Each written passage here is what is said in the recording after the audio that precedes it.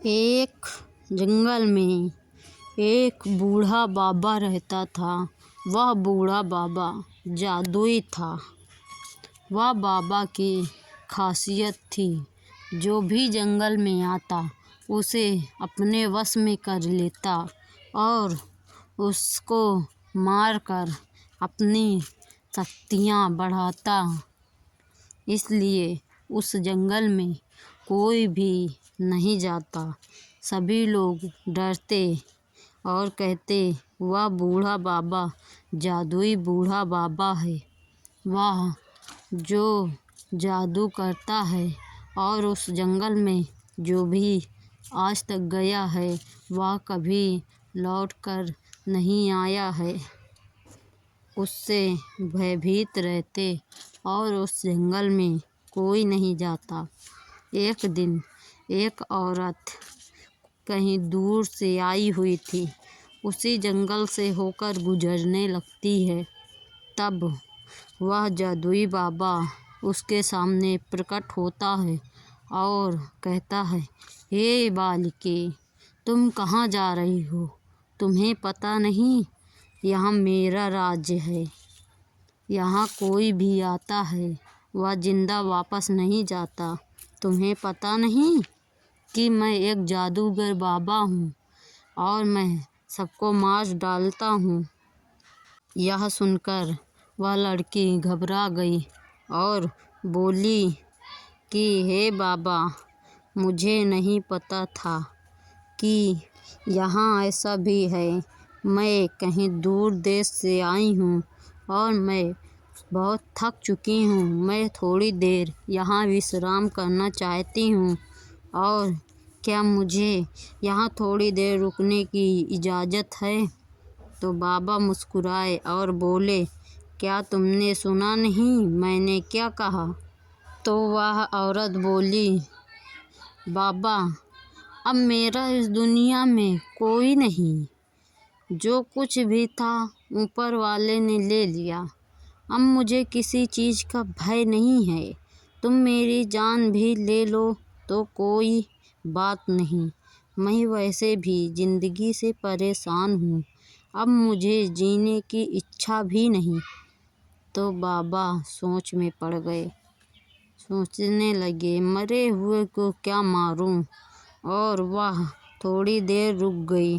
फिर एक घोड़े पर सवार होकर एक रानी उसी जंगल से जाने लगती है और वहाँ दो औरत उन्हें मिल जाती हैं और बोलती हैं कि हे रानी, तुम कहाँ जा रही हो?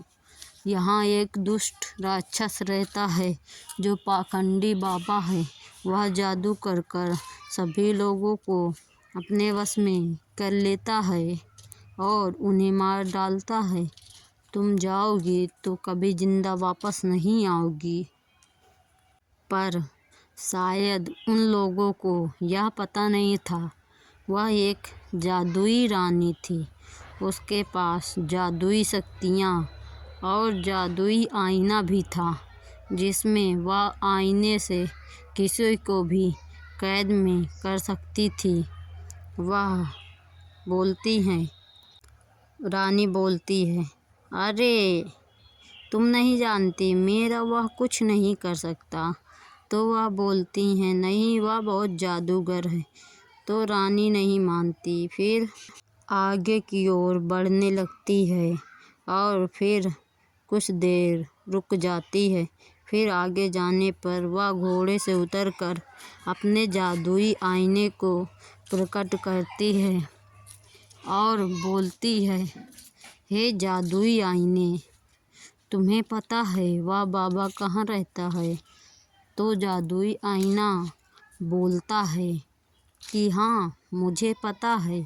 वह बाबा उत्तर दिशा की ओर एक पेड़ के नीचे बैठा हुआ है और उसे कोई देख नहीं सकता है, सिर्फ मेरे अलावा, या वह जब चाहे तब कोई उसे देख सकता है और कोई भी उसे देख नहीं सकता।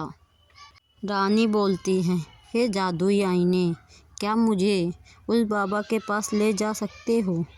तो जादुई आईना बोलता है, हाँ, क्यों नहीं। और पीछे से वह दोनों औरत उसकी बातें सुन रही थी। फिर वह डरकर वहाँ से भाग जाती हैं और गांव वालों को सूचित कर देती हैं कि वहाँ एक रानी गई है। अब पता नहीं वह जिंदा बचेगी कि नहीं।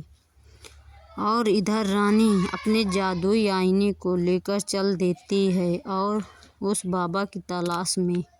वह एक नदी से मुलाकात होती है और नदी भी एक मायावी नदी थी।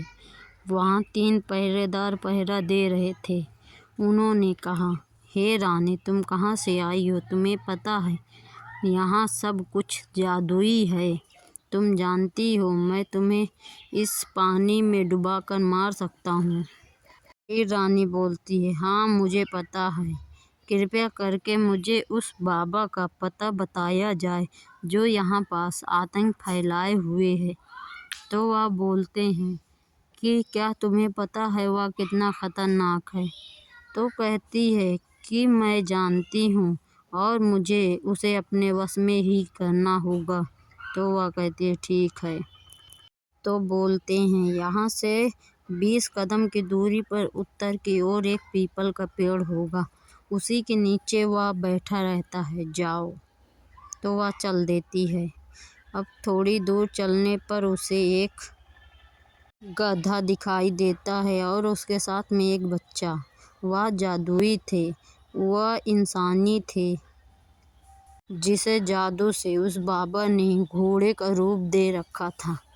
अब वह उन्हें देखते हुए आगे बढ़ती है और वह पेड़ के नीचे पहुंच जाती है और उस बाबा को ललकारती है, हे दुष्ट राक्षस, बाहर निकल, मैं आई हूँ तेरी मौत।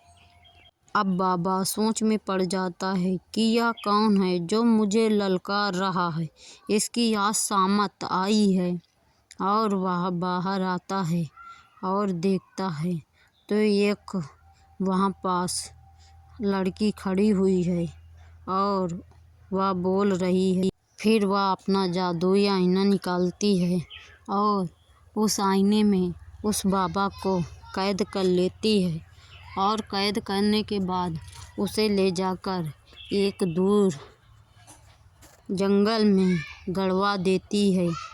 उस आईने में वह बाबा कैद हो जाता है और फिर वह अपने राज्य लौट जाती है और उसे यह देखकर सारे गांव वाले बहुत खुश होते हैं और अब वह जंगल का आतंक भी ख़त्म हो चुका था।